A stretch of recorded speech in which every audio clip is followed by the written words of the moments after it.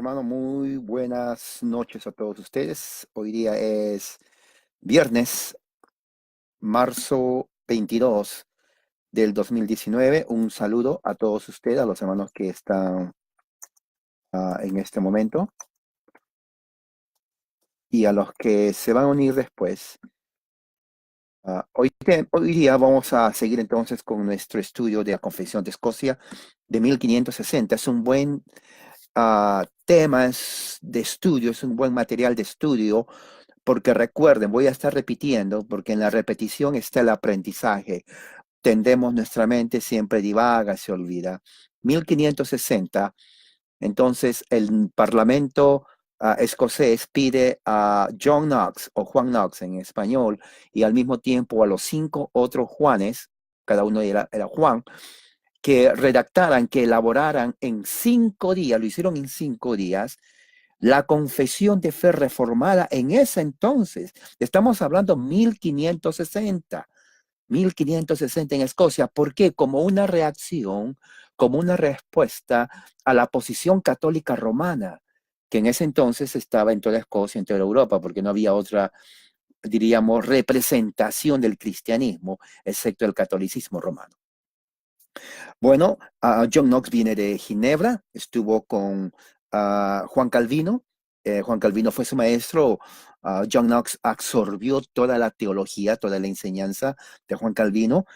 Viene a Escocia entonces con todas sus ideas, diríamos, revolucionarias en el aspecto doctrinal. Y bueno, 1560. Muchos dicen que fue en ese siglo XVI, al final del siglo XVI, que Escocia entonces era la última nación en donde entra la reforma de una forma, diríamos, completa. ¿Por qué? Porque no solamente él trae la enseñanza de Calvino, pero instaura a través del Parlamento escocés la única religión, como él dice ah, en el Pacto Nacional, como la única religión verdadera. La única religión verdadera, ¿cuál fue? El presbiterianismo. Esto es algo que muchos ignoran. No, esto es algo que muchos ignoran. Para la mente de los reformadores del siglo XVI, en 1560, la verdadera religión no fue la versión católica romana, sino la reforma presbiteriana en Escocia. Uh, la introducción a el pacto nacional es muy importante. La introducción, algún día lo vamos a ver. ¿Por qué? Porque ahí está toda la esencia doctrinal, hermano, escuche, toda la esencia doctrinal de la teología reformada original presbiteriana. Posiblemente más adelante, una vez que terminemos de estudiar este tema de la confesión de Escocia 1560, vamos a estudiar. ¿Por qué es importante la confesión de Escocia 1560? Porque es la primera confesión en Escocia desde el punto de vista presbiteriano. Y también sirve como base para otras confesiones, por ejemplo, la confesión de 1580. Esa sería la segunda confesión en base a la primera confesión. Y esa confesión entonces sirve como base también para la confesión de Westminster en 1648 en, en Londres, en Inglaterra. Es muy importante eso. ¿Por qué? Porque esa es la base de la fe reformada original. Esa es la base de la fe reformada original. Muchos dicen, ¿cómo puedo aprender el presbiterianismo, la doctrina? Bueno, es fácil. Vayamos a los documentos originales que gracias a Dios lo tenemos. Pero al mismo tiempo se tiene que estudiar de una manera detallada y entender lo que está escrito ahí. Porque recuerde que fueron escritos en un momento único en la historia del mundo, siglo XVI, siglo XVII, en donde el cristianismo se, diríamos, divide en cuestión doctrinal en el occidente entre el catolicismo, dentro del catolicismo romano. De ahí salen los reformadores.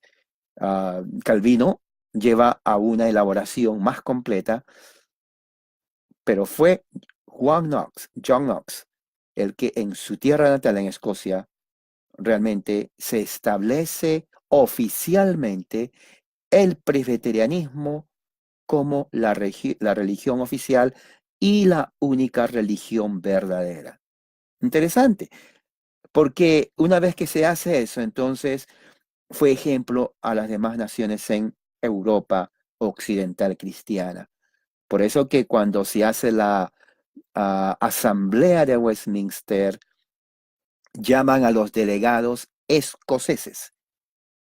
Esos 80 años después, ya John Knox había muerto, pero habían otros como Gillespie, como Rutherford y otros más que fueron las personas, teólogos presbiterianos, que fueron el cerebro teológico del presbiterianismo, que fueron invitados a Westminster por parte de los puritanos ingleses para hablar sobre el asunto doctrinal, con el propósito, y esto es muy claro, de unificar las mejores iglesias reformadas. Escuche bien, las mejores iglesias reformadas en toda Europa, especialmente en Inglaterra, Irlanda y Escocia, que eran las naciones en donde la reforma entró,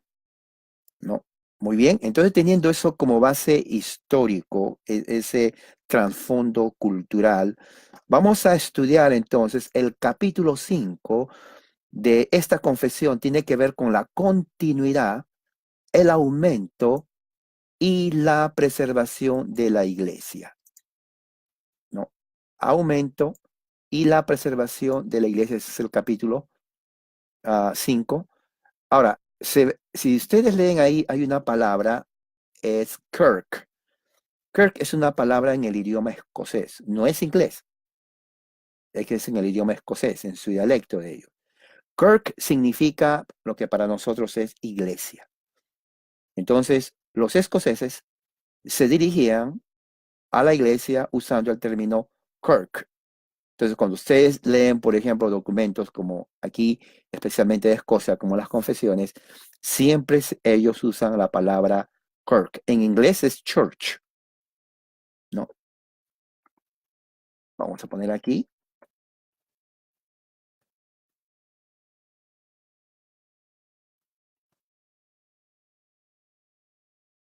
Ahí está. Iglesia es Kirk y Kirk es church. Church. Church es en inglés por iglesia. Kirk es en escocés iglesia. Entonces, si ven por ahí en los documentos la palabra Kirk, entonces ya saben qué significa iglesia, porque ese es el idioma que hablaron. Muy bien, vamos a estudiar porque este es un tema muy bueno referente a la iglesia en el capítulo 5. Lo voy a poner por párrafos. 1, 2, 3, 4 párrafos. Okay, entonces el primer párrafo es lo siguiente. Y tienen ahí bases bíblicas también. Dice así. Dice, creemos constantemente, esto es lo que escribió John Knox, que es la teología de la iglesia reformada presbiteriana en 1560. Escuche bien.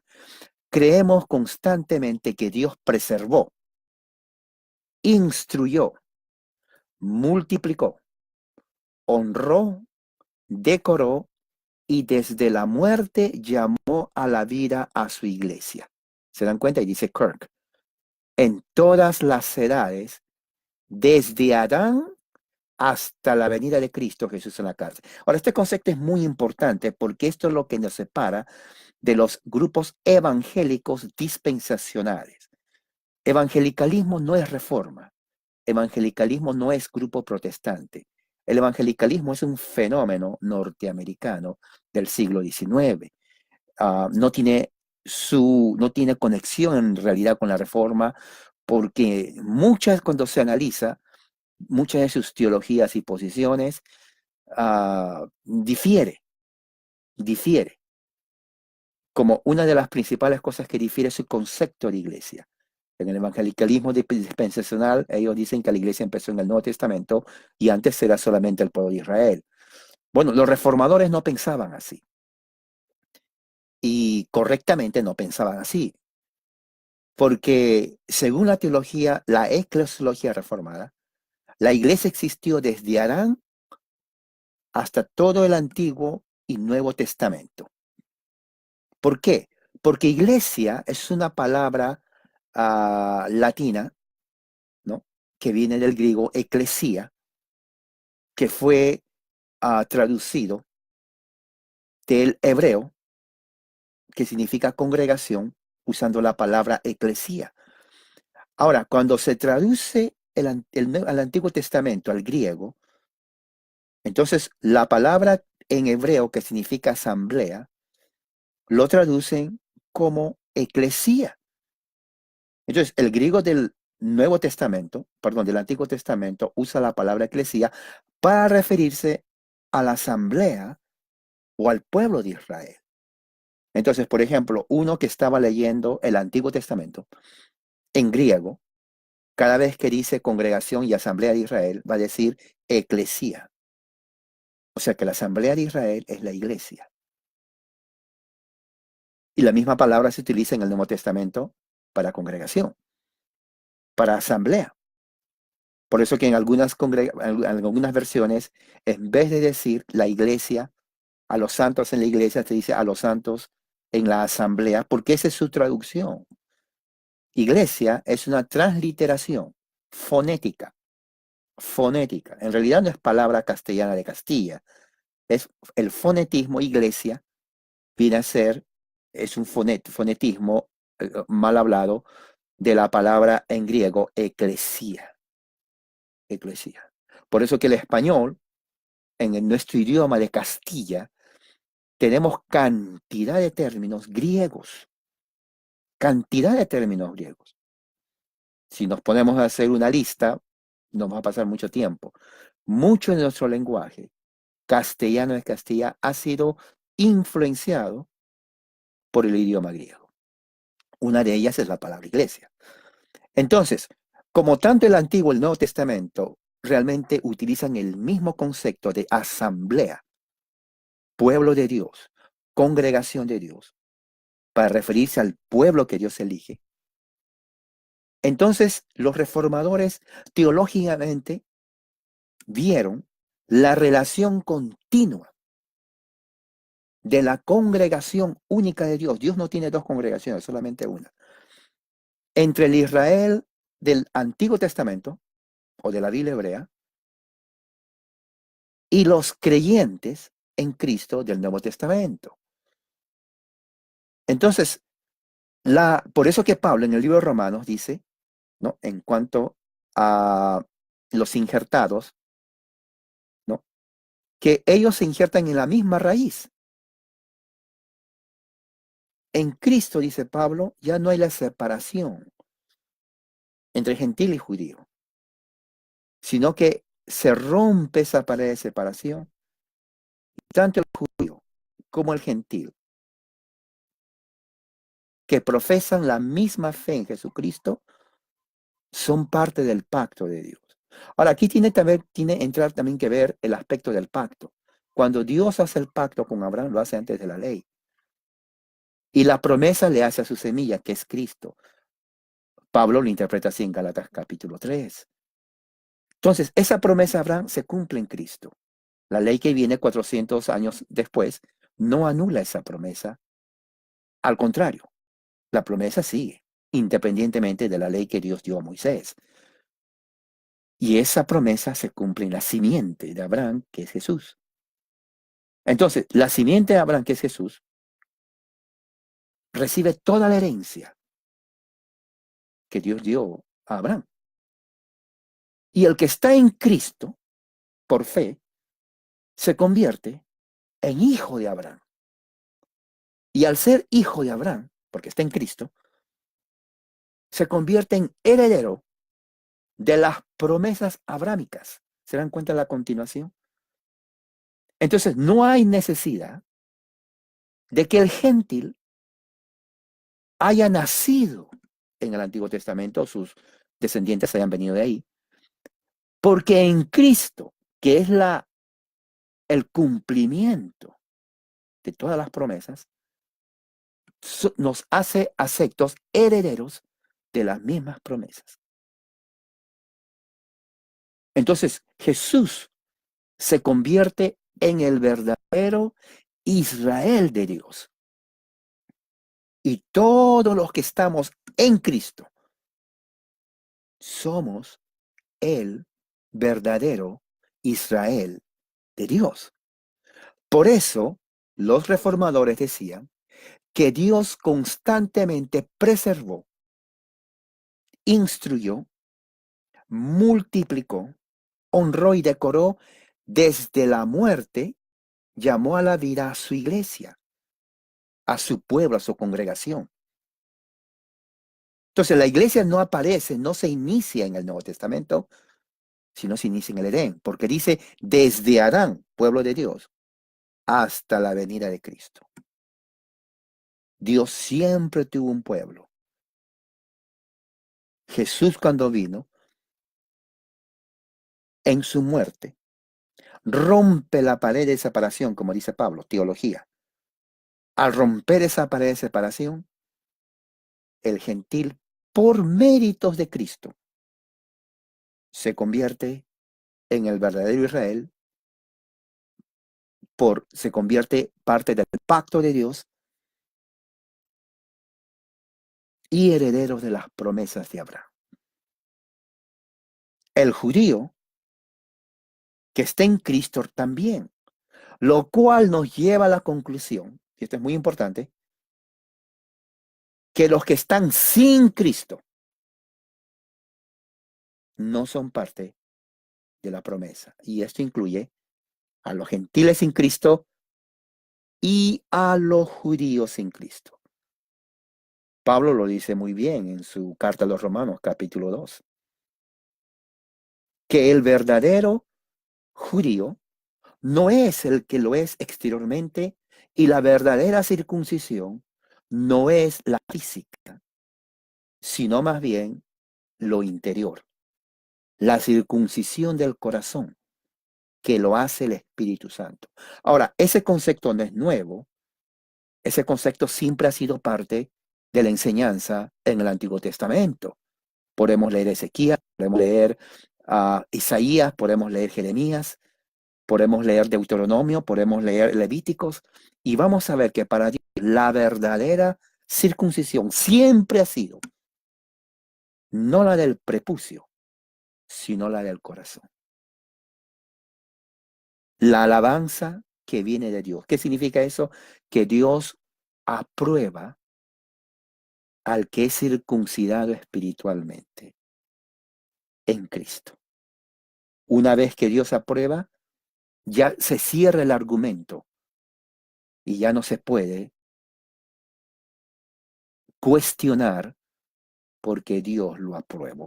Lo aprueba.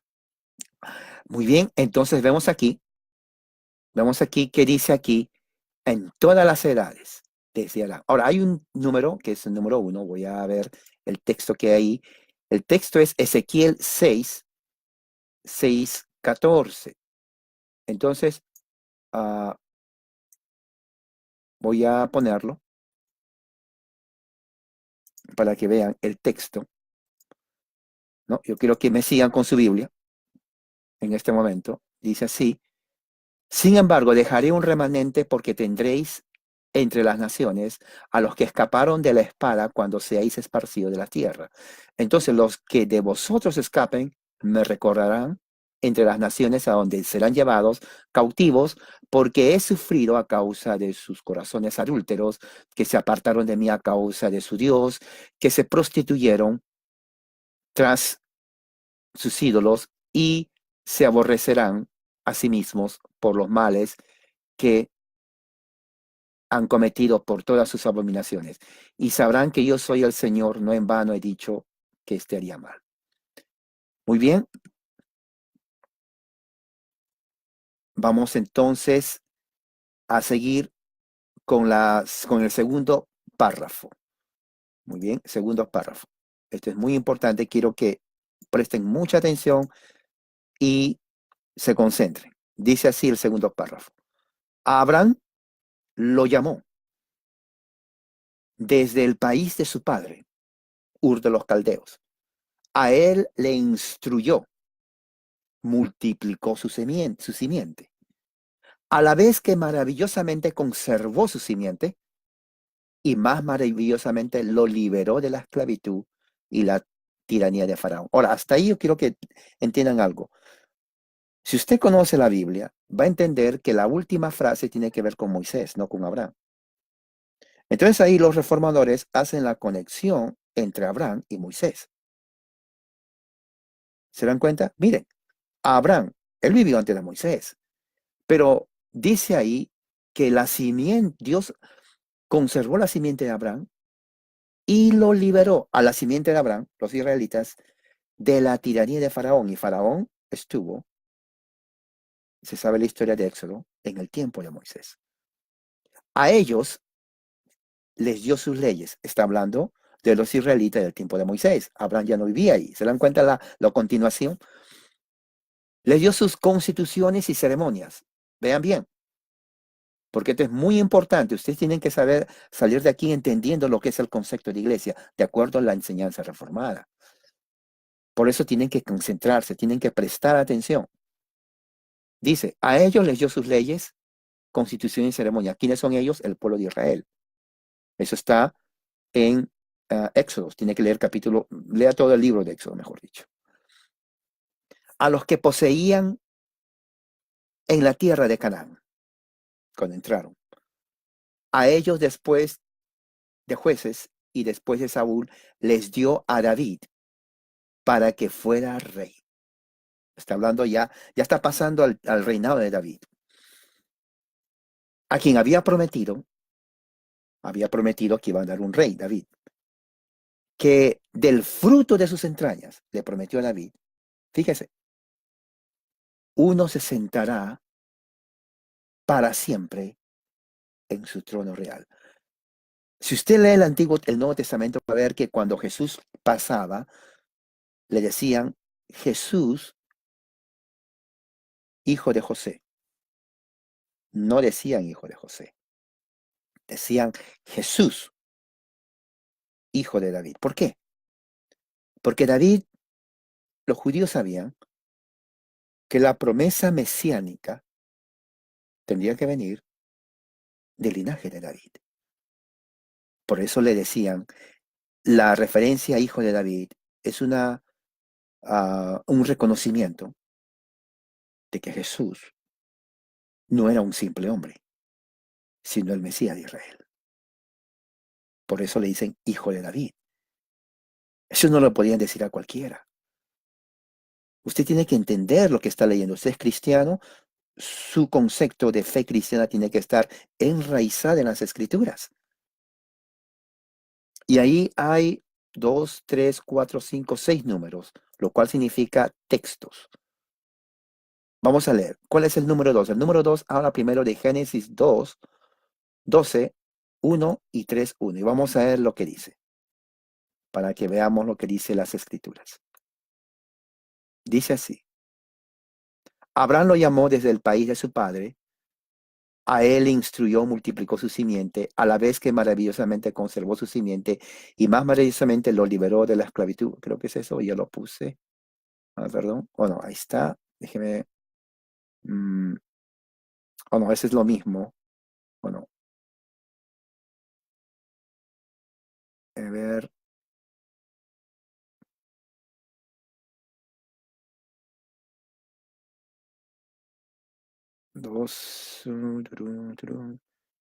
Capítulo 2. Ok, el capítulo 2 está aquí.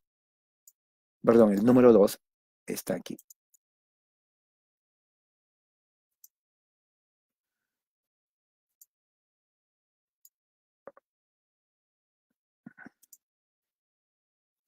Oh, perdón, aquí está.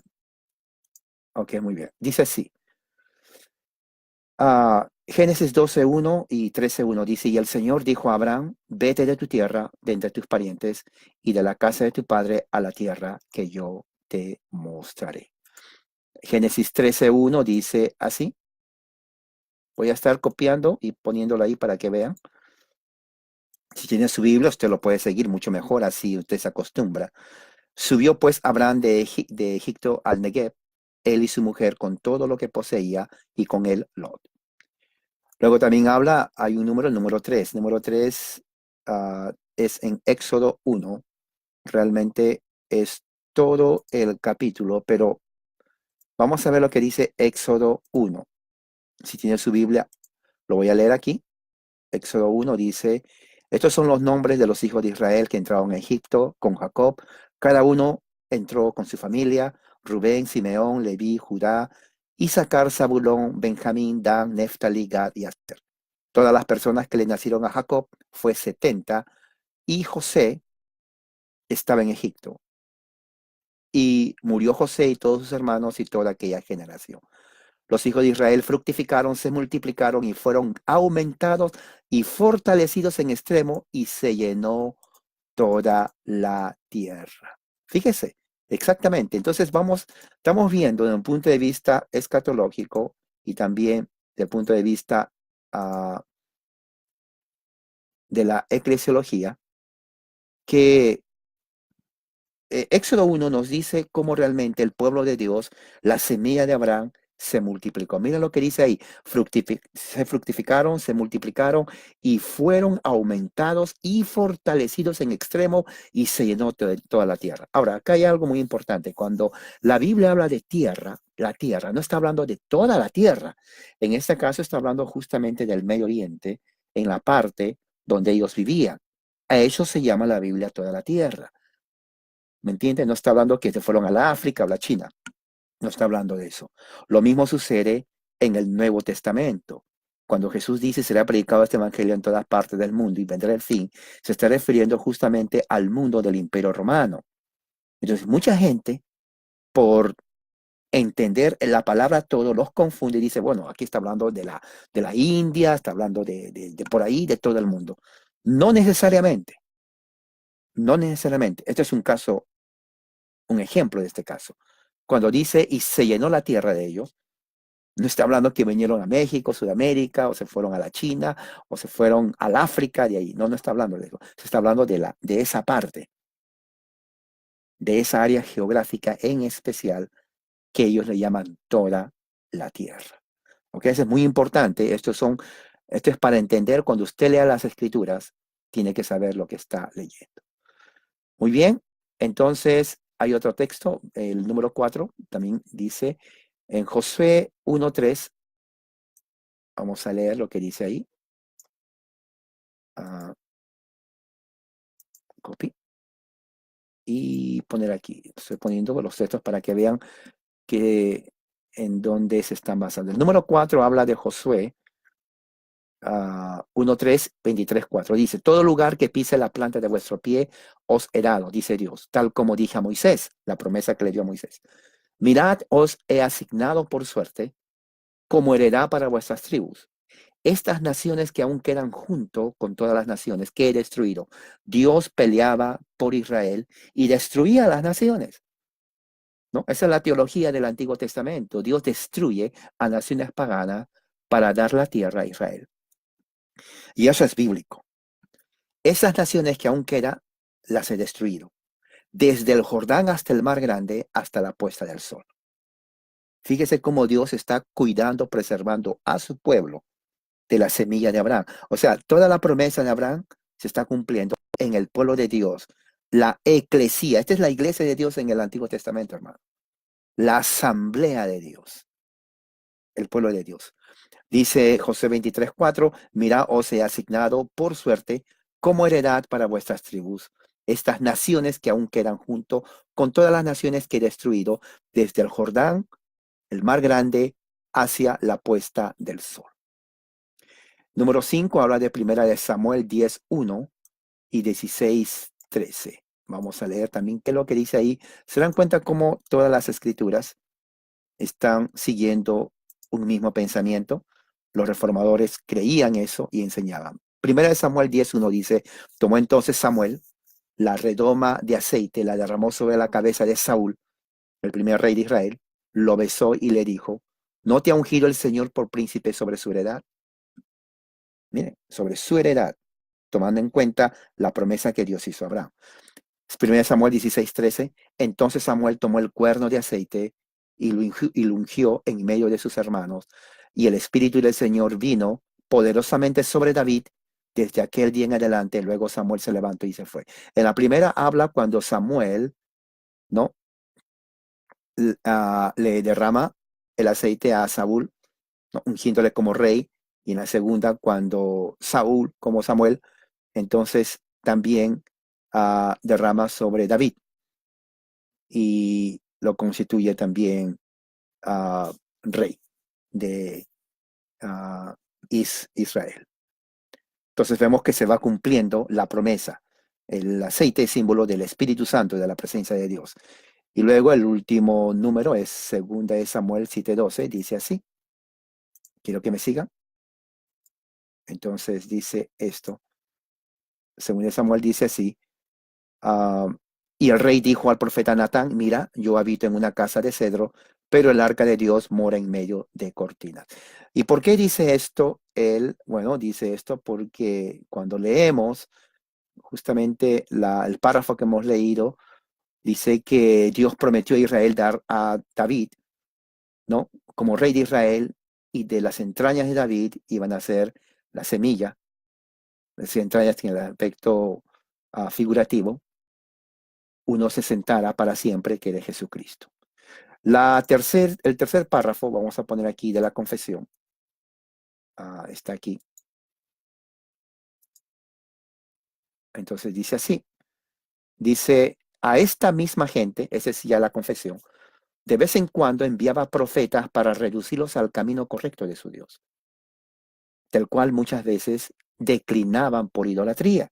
Y es cierto, cuando usted lee, por ejemplo, Primera, Segunda Reyes, Primera, Segunda Crónicas, entonces va a ver, inclusive ya en Primera, Segunda Samuel, va a ver cómo el pueblo de Israel se vuelve idólatra, rebelde. La idolatría trae juicio sobre Israel por sus malas obras, entonces Dios castiga al pueblo de Israel. Entonces, cuando viene la división, por ejemplo, del norte y sur, es una consecuencia de eso. Y una vez que se divide el norte del sur, Israel, y norte del norte Israel, y de la división del sur con Judá, entonces vemos que los reyes de ambos, aunque había reyes buenos, muchos de esos reyes eran idólatras, totalmente idólatras. Y Dios traía juicio. Por eso está hablando aquí. Cuando sucedía eso, Dios enviaba profetas como Isaías, como Daniel, como Zacarías, ¿no? Como Jeremías, etcétera, para redarguir, para decir, hablar de juicio a estos pueblos, y al mismo tiempo pedirles que se arrepientan, que Dios está enojado con ellos, que tienen que arrepentirse porque el juicio de Dios va a caer. Y efectivamente cayeron 2 veces, ¿no? Cuando Asiria invade el reino del norte, Israel, con su capital Samaria, ¿no? Y se los lleva, y luego después, 200 años después, cuando Babilonia invade a Siria, entonces se convierte en la potencia mundial y va al sur, a Judá, y invade Judá también. Es una etapa muy triste, ¿no? Destruye a Judá, traen esclavos a Babilonia, y fue una parte muy, muy triste realmente cuando uno lee cómo fue la invasión a Reino del Sur. Fue algo catastrófico. Los babilonios eran considerados, junto con los asirios, la tribu más cruel, cruel en el sentido así literal, cruel, lo que hacían. Los asirios eran crueles. Para que Babilonia haya vencido a Siria, significa que los babilonios eran inclusive más crueles que los asirios por todas las atrocidades, atrocidades que hacían y que hicieron con Israel. Pero eso fue juicio de Dios, porque tanto el reino del norte, el reino del sur, fueron idólatras, idólatras. Por eso Pablo en su libro de Romanos, en su carta a los Romanos, capítulo 2, habla que por idolatría ellos cambiaron, ¿no?, la imagen de Dios perfecta, incorruptible, con la imagen de hombre corruptible, adorando las imágenes, y Dios les entrega sus pensamientos tenebrosos, ¿no? Y cambiaron el uso natural de sus mujeres, el uso natural de hombre. Entonces, si todos los males que ocurren en una sociedad empiezan con la idolatría, hermano, todos los males que ocurren en una sociedad empiezan con la idolatría. Es increíble. Y eso es algo que ustedes tienen que tener en cuenta, ¿no? Y justamente, ¿qué dice el versículo, el número 7? ¿A qué hace referencia? Aquí, bueno, vamos a ver, el 7. Bueno, 7 es un poco largo, pero es en Segunda de Reyes. ah, pero lo voy a leer porque es bueno para que se den una idea de qué está hablando. Segunda de Reyes 17, del 13 al 19. Y fíjense, ahí está, dice, y el Señor amonestaba a Israel y a Judá por medio de todos sus profetas y de todo vidente, diciendo, volveos de vuestros malos caminos, guardad mis mandamientos, mis estatutos, conforme a toda la ley que ordené a vuestros padres y que os envié por medio de mis siervos los profetas. Sin embargo, ellos no escucharon, sino que endurecieron su cerviz como sus padres, que no creyeron en el Señor su Dios. Desecharon sus estatutos y el pacto que él había hecho con sus padres y sus advertencias con las cuales había amonestado, y siguieron la vanidad, se hicieron vanos, y fueron en pos de las naciones que los rodeaban, respecto a las cuales el Señor les había ordenado que no hicieran como ellas. Y abandonaron todos los mandamientos del Señor su Dios, se hicieron imágenes fundidas de 2 becerros, hicieron una cera, adoraron a todo el ejército de los cielos y sirvieron a Baal. Hicieron pasar por el fuego a sus hijos y a sus hijas, practicaron la adivinación y los augurios, y se entregaron a hacer lo malo ante los ojos del Señor, provocándole, y el Señor se airó en gran manera contra Israel y los quitó de su presencia. No quedó sino solo la tribu de Judá. Eso es tremendo, porque aquí está viniendo el juicio. Juicio de Dios, y ahí mismo lo dice. Se entregaron a la idolatría, se entregaron a la hechicería, ¿no? Y eso es algo que, bueno, Dios no lo permitía. Dios es un Dios celoso, siempre lo dice las Escrituras, Él no comparte su gloria con nadie. Dios les eligió a ellos, no porque eran mejores, sino por amor, para que sigan sus estatutos, para que sean luz del mundo. Y los israelitas hicieron todo lo contrario. En vez de seguir sus estatutos, siguieron a la idolatría, y en vez que sean luz del mundo, por ellos las naciones paganas blasfemaban el nombre de Dios. Es lo mismo que Pablo dice en su carta a los romanos en el capítulo 2, cuando dice, ustedes a los judíos le dicen, eres maestro de la ley, guardas la ley, tú que dices no robas, robas, tú que dices no adulteras, no adulteras, tú que no robas en los templos, no cometes sacrilegio, porque así está dicho que por causa de ustedes, los gentiles blasfeman el nombre de Dios. Entonces, ¿de dónde saca Pablo eso? Saca del libro de Isaías, porque el pueblo de Israel estaba haciendo lo mismo. Ahí está el texto. Pero ¿qué dice ahora el último párrafo de la confesión? Capítulo 5. Mire, vamos a leer el último párrafo y dice así. Síganme, dice, y aunque por su obstinado desprecio de la justicia, está hablando de Israel, se vio obligado a entregarlos en manos de sus enemigos. Dios les entrega a Asiria, a los israelitas a Asiria, y a los de Judá los entrega a Babilonia, como antes los amenazaba por la boca de Moisés, en Deuteronomio. Ahí aparece todo lo que va a pasar. A pesar de que la ciudad santa fue destruida, la ciudad santa de Jerusalén, el templo fue incendiado con fuego. Cuando vinieron los babilonios, arrasaron con todo. Los babilonios llevaron todos los tesoros de oro y plata a Jerusalén. Es terrible, es tremendo. Cuando Babilonia invade Jerusalén en el año 580 a.C., es terrible, hermano, terrible. Es algo que la gente ni siquiera se imaginaba. Y dice así, ah, el templo fue incendiado con fuego, toda la tierra quedó desolada por espacio de 70 años. Sin embargo, por misericordia los reunió Dios nuevamente en Jerusalén, donde la ciudad y el templo fueron reedificados. Y ellos, contra todas las tentaciones y asaltos de Satanás, permanecieron hasta que vino el Mesías, según la promesa. Todo esto el pueblo de Israel. El pueblo de Israel fue la iglesia de Dios. Cuando viene el Mesías, la iglesia se expande para incluir a los gentiles. Entonces, Dios siempre tuvo un pueblo. La iglesia estuvo en el Antiguo Testamento. Cuando viene Jesús, entonces la iglesia se expande para no solamente ser nacional, sino ser católica. La iglesia se vuelve católica en Cristo, o sea, una iglesia universal, porque en Jesús los gentiles también son herederos de las promesas de Abraham, no solamente los del linaje de los judíos. Pablo dice, eso no significa nada, sino el estar en Cristo, ustedes están iguales que los pecadores.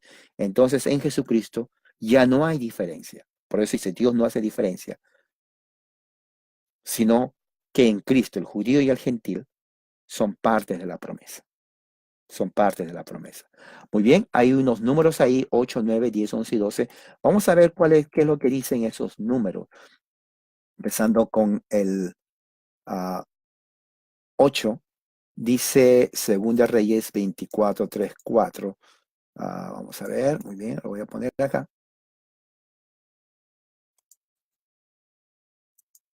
Segunda Reyes dice así: ciertamente por mandato del Señor sucedió esto contra Judá, para quitaros de su presencia por los pecados de Manasés, por todo lo que había hecho, y también por la sangre inocente que derramó, pues llenó a Jerusalén de sangre inocente y el Señor no lo quiso perdonar. Este pasaje, lo que Jesús tenía en cuenta, cuando Jesús en Mateo capítulo 23 presenta el juicio en contra del pueblo de Israel, de los judíos, de los rabinos en ese entonces, antes que venga la destrucción de Jerusalén en el año 70 con el general Tito, que está profetizada en Mateo capítulo 24. Cuando Jesús dice, bueno, ustedes son también culpables de sus padres, está hablando justamente de esta generación de judíos que ellos entonces cometieron pecado, ¿no? Y derramaron sangre inocente. Jesús compara a ellos y le dice, mira, ustedes están siguiendo el ejemplo de sus antepasados. Capítulo 23, lea todo el juicio de Jesús contra Israel y que se cumplen las profecías que Mateo 24, cuando viene la destrucción de Jerusalén en el año 70, entonces viene a ser el cumplimiento de Mateo 24, del versículo 1 hasta el versículo 32. Recuerde, todo eso, Mateo 24, 1 32, se cumple en Jerusalén el año 70, cuando Jerusalén por segunda vez, otra vez se destruye. Otra vez se destruye. Y eso tenemos sí, diríamos, registros históricos escritos por Josefo, quien estaba ahí, testigo presencial, y él escribía todo eso. Por eso conocemos, por eso sabemos toda la tragedia, algo horroroso que sucedió en el año 70. Muy bien, entonces, ¿qué sigue? Número 9, referente a los juicios que Dios había ah, ah, prometido o amenazado, como lo llamaba aquí Knox. Deuteronomio 28, 36, 48, dice: el Señor te llevará a ti y a tu rey, al que hayas puesto sobre ti, a una nación que ni tú ni tus padres habéis conocido, y allí servirás a otros dioses de madera y de piedra. ¿Quién creen que fueron? Asiria y Babilonia. Asiria y Babilonia, hermano. Esto lo escribió en Deuteronomio. Es que más o menos unos, diríamos, 700, más o menos 800 años antes que suceda eso.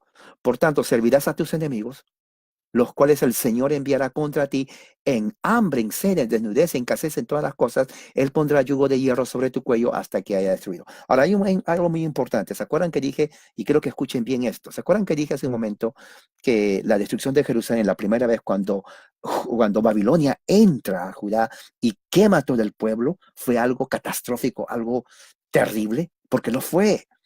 Un ejemplo para que se den cuenta lo que dice ahí en el capítulo 28, versículo 48. Ahí está hablando de que el yugo de hierro sobre su cuello.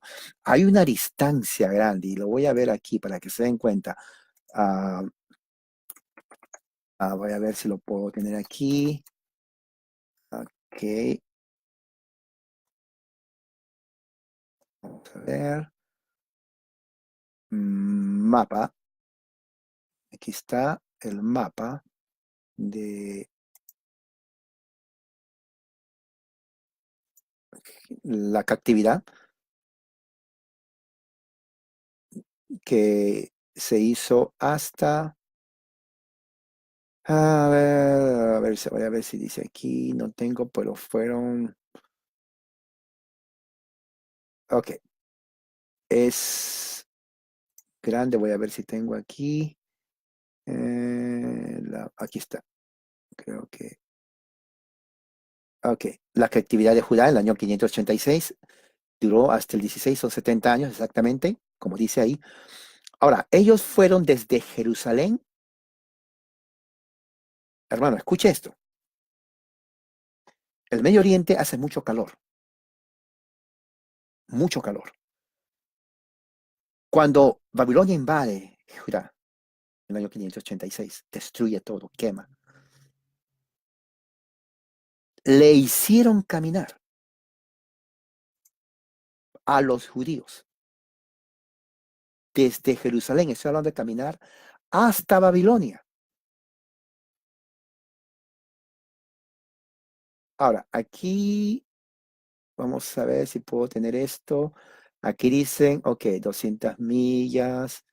A ver, 2, 4, 6, 8, ok, más o menos. Para que se den una idea, estoy hablando de caminar,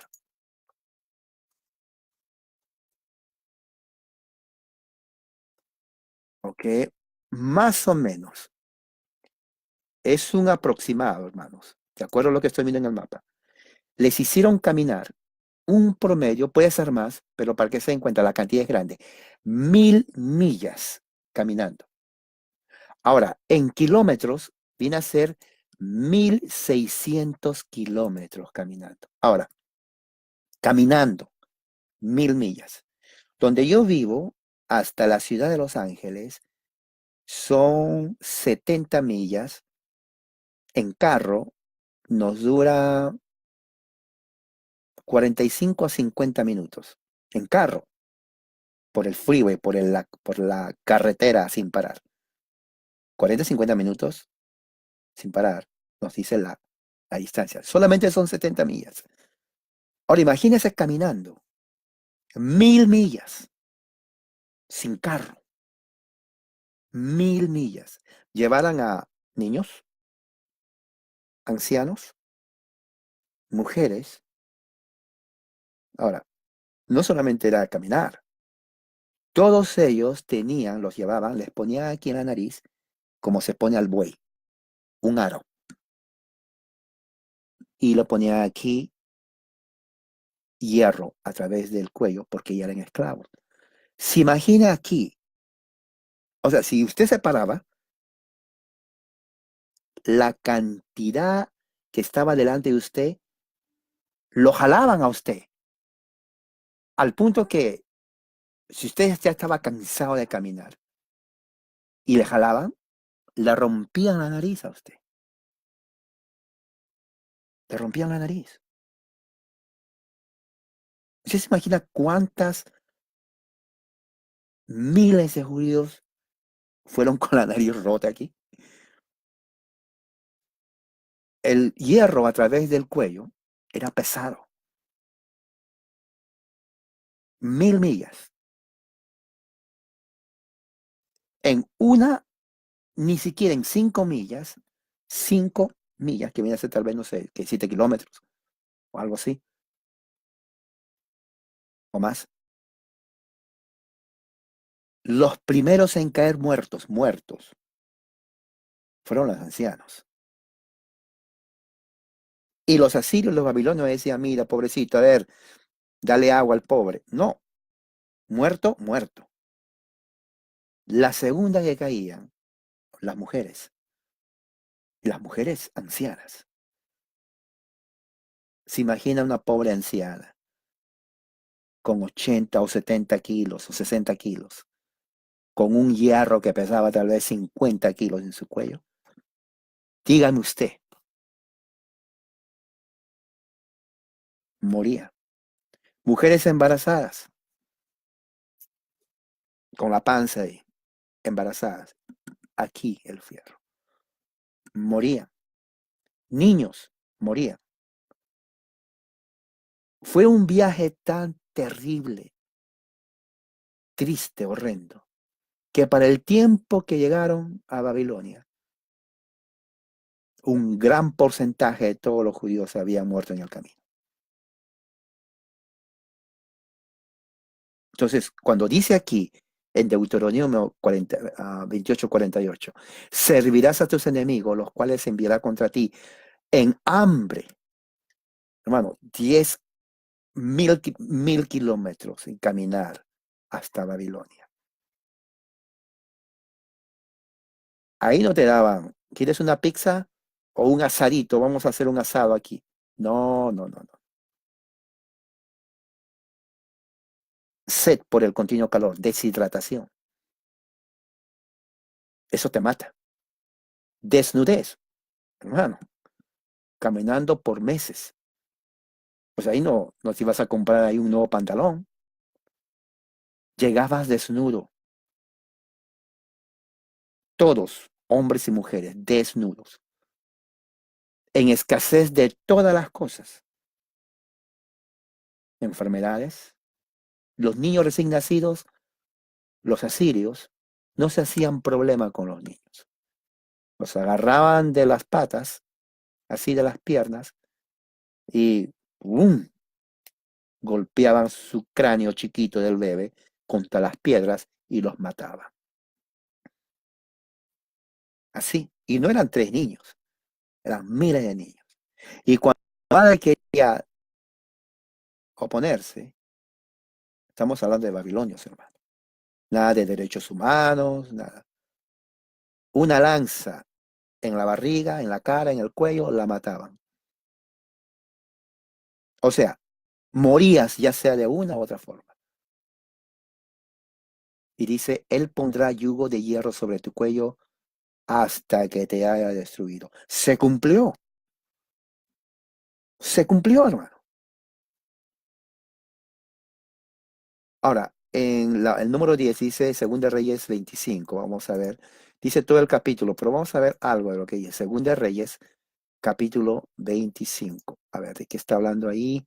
Es el último capítulo. Dice la caída de Jerusalén. Vamos a ver, mira cómo narra la caída de Jerusalén. Aconteció a los 9 años de su reinado, en el mes 10, a los 10 días del mes, Nabucodonosor, rey de Babilonia, vino con todo su ejército contra Jerusalén. Esto está terrible, hermano. Con todo su ejército, como lo dice, ¿no? Y la sitió, o sea, la cercó. Levantó torres contra ellas alrededor. Esas torres que levantó era justamente para destruir Jerusalén.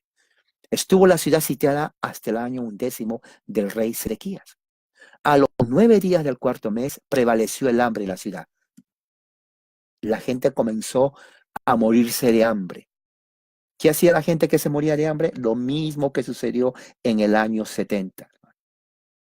Lo mismo se repitió cuando vino el juicio sobre Jerusalén que Jesús habla en el capítulo 24 de Mateo. La gente de hambre en Jerusalén durante el sitio de Babilonia comía a sus propios hijos, se los comía. Entraban a la casa del vecino y agarraban al hijo del vecino y se lo comían. Entre ellos se peleaban y el que moría por el hambre se hacían caníbales, comenzaban a devorar, ser antropófago. Canibalismo dentro de Jerusalén por el hambre. Tomaban sus propios orines porque no había agua. Ese es el sitio antes que todavía se los lleve. ¿Y qué más dice ahí? Dice, abierta ya una brecha en el muro de la ciudad, huyeron de noche todos los hombres de guerra por el camino de la puerta que estaba entre los dos muros, junto a los huertos del rey, estando los caldeos alrededor de la ciudad, y el rey se fue por el camino del Áraba. Y el ejército de los caldeos siguió al rey y lo apresó en las llanuras de Jericó, habiendo sido dispersado todo ese ejército. Preso el rey, le trajeron al rey de Babilonia en Ribla y pronunciaron contra él sentencia. Degollaron a los hijos de Sedequías en presencia suya. Le estoy diciendo, los babilonios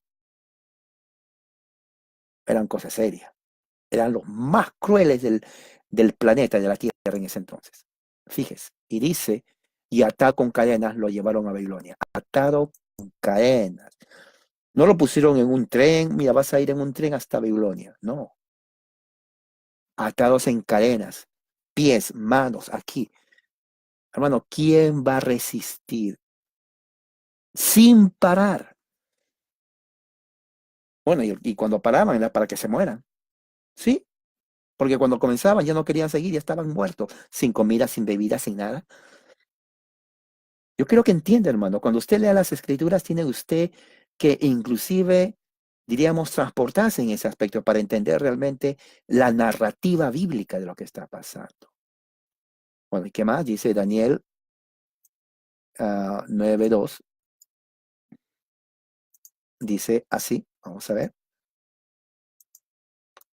dice Daniel capítulo 9:2 dice así: en el año primero de su reinado, yo Daniel pude entender en los libros el número de los años en que por palabra de Dios que fue revelada al profeta Jeremías debía cumplirse las desolaciones de Jerusalén 70 años. Entonces Daniel indagó en las mismas escrituras que dijo el profeta Jeremías que toda la desolación, el cautiverio en Babilonia iban a ser por 70 años. Dos generaciones. Dos generaciones. Niños que habían vivido ahí y que aprendieron toda la cultura babilónica. De ahí sale el Talmud, de ahí salen las enseñanzas de los rabinos. De ahí es donde entra la idolatría, la corrupción en el judaísmo. Ya el judaísmo después de Babilonia ya no es el mismo judaísmo. Es un judaísmo paganista. Es un judaísmo paganista. Entonces, en el Talmud, que viene a ser todas esas recopilaciones, entonces los rabinos salen de ahí ya con un concepto diferente. Los judíos que Jesús encuentra salen de esa generación que nacieron en Babilonia. Es muy triste, pero es verdad. Ah, y bueno, y aquí hay también capítulo 30 de Jeremías. Vamos a ver qué dice Jeremías capítulo 30 para tener una idea. Todo el capítulo, pero vamos a leer una parte para tener una idea. Se lo puede leer después. Dios promete que los cautivos volverán. Aquí entonces la promesa. Dice Jeremías 30, palabra de Jehová vino a Jeremías diciendo, así habló Jehová, Dios de Israel, diciendo, escríbete en un libro todas las palabras que te he hablado. Porque aquí que vienen días, dice Jehová, en que haré volver a los cautivos de mi pueblo, Israel y Judá, ha dicho Jehová, y los traeré a la tierra que di a tus padres y les disfrutará. Era claro, eso era lógico. ¿Por qué era lógico? Porque la promesa que Dios hizo a Abraham tenía que cumplirse, hermano. El cautiverio, la invasión de Israel y de Judá por Asiria y Babilonia fue temporal, fue el castigo, el juicio sobre ellos. Pero no fue el final. Dios le hizo una promesa a Abraham, a su simiente que es Cristo. Entonces Jeremías 30 nos está diciendo, Dios está diciendo, sí, yo los castigué, pero tengo una promesa que hice a los padres. Esa promesa se tiene que cumplir.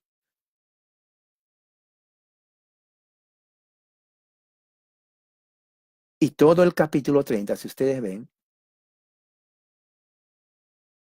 habla acerca de la restauración del pueblo de Israel. Dice en el versículo 21,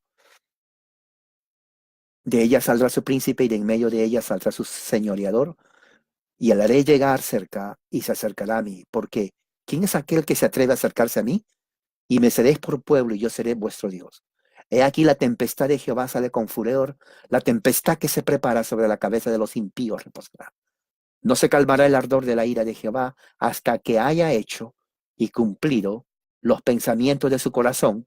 Hasta el fin de los días entenderéis esto. ¿Qué quiere decir esto, hermano? Está hablando de Jesucristo. Está hablando de la venida del Mesías que se cumple en lo que llamamos el Nuevo Testamento. En Cristo, todo eso se cumple. Porque era imposible que no se cumpliera la promesa que Dios hizo a Abraham, porque era para él y para su simiente que es Cristo. Pablo dice en su simiente que en Cristo, y los que estamos en Cristo somos herederos de esa promesa. Somos el verdadero Israel en Jesucristo. Y el último texto está en Esdras también dice todo el capítulo. Ahí vamos a ver Esdras capítulo 1. Si tienen su Biblia, síganme, Esdras capítulo 1. Dice así: en el primer año de Ciro, rey de Persia, para que se cumpliese la palabra de Jehová por boca de Jeremías, para que se cumpliese, despertó Jehová el espíritu de Ciro, rey de Persia, el cual hizo pregonar de palabra y también por escrito, diciendo: así ha dicho Ciro, rey de Persia, Jehová, el Dios de los cielos, me ha dado todos los reinos de la tierra y me ha mandado que edifique casa en Jerusalén, que está en Judá. Esa es la segunda reedificación. Ahora, escuchen bien esto. Quiero que escuchen esto. Cuando dice todos los reinos de la tierra, no está hablando de todos los reinos de la tierra, porque él no fue rey de China, ni del África, ni de Europa, ni de la Oceanía. ¿Se dan cuenta cómo el lenguaje figurativo habla? Está hablando de los reinos de esa parte geográfica donde él fue el rey. Nada más. ¿Ok? Cuando dice de todos los reinos de la tierra, no está hablando de todos los reinos de la tierra, porque él no fue rey del continente americano, Norte, Centro y Sudamérica. Entonces, ¿de qué rey? ¿Por qué dice todo?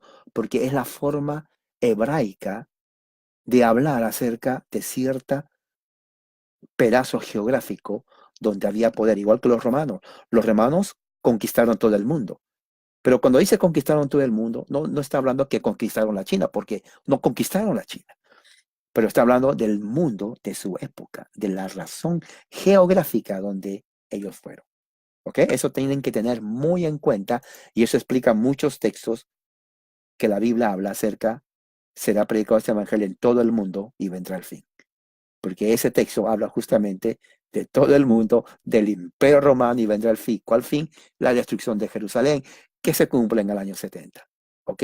Eso tienen que entenderlo ustedes. ¿Qué dice entonces? Entonces dice versículo 3: quien haya entre vosotros de su pueblo, sea Dios con él, y suba a Jerusalén que está en Judá, edifique la casa de Jehová, Dios de Israel, el cual está en Jerusalén. Y todo aquel que haya quedado en cualquier lugar donde more, ayúdenle los hombres de su lugar con plata, oro, bienes ganados, además de ofrendas voluntarias para la casa de Dios, el cual está en Jerusalén. Ahora, pueden leerlo después, todo el capítulo es hermoso, porque ahí se cumple la promesa abrámica, que la bendición a Abraham va a ser para su simiente y para el resto de toda la tierra. Pero esa bendición de toda la tierra se está hablando del pueblo de Dios en Jesucristo. Del pueblo de Dios en Jesucristo. Por eso, entonces, esta parte, el número 5 del capítulo 5 de la confesión escocesa, habla acerca, como dice su título, la continuidad de la iglesia, desde Adán hasta Jesús, del aumento, cómo creció la iglesia, ¿no? En el tiempo de Moisés, en los reyes, ¿no? La preservación de la iglesia, ¿por qué? Porque en medio de toda su idolatría, en medio de todo su cautiverio, destrucción, Dios preservó a la iglesia durante el Antiguo Testamento hasta Jesucristo. Y los que fueron salvos por gracia. Dios tiene solo un pueblo. ¿Ok? Entonces, eso es muy importante que tengamos en cuenta y eso es muy importante que veamos así, porque es justamente lo que la Biblia nos enseña. Y hay otro texto que no está ahí, pero quiero yo leerlo, porque tiene que ver justamente con lo que estamos hablando acerca de la iglesia. Está en Gálatas capítulo 3, versículo 6, ¿no? Dice: así Abraham creyó a Dios y le fue contado por justicia. Sabed, por tanto, que los que son de fe, ¿quiénes son de fe? Nosotros los cristianos, estos son hijos de Abraham. Ahí está. Los que somos de fe en Jesucristo somos hijos de Abraham. Y los que son hijos de Abraham es el verdadero Israel. Punto.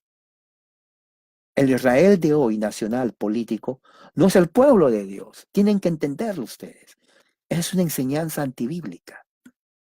El único pueblo de Dios es la iglesia en Jesucristo. Nosotros somos, por fe en Jesucristo, los hijos de Abraham. ¿Y qué dice? 8. Y la escritura, previendo que Dios había de justificar por la fe a los gentiles, nosotros, dio de antemano la buena nueva a Abraham, diciendo, en ti serán benditas las naciones. Interesante, porque esa promesa de en ti serán benditas las naciones incluye a los gentiles, a nosotros. De modo que los que son de la fe son bendecidos con el creyente Abraham. ¿Qué quiere decir bendecidos?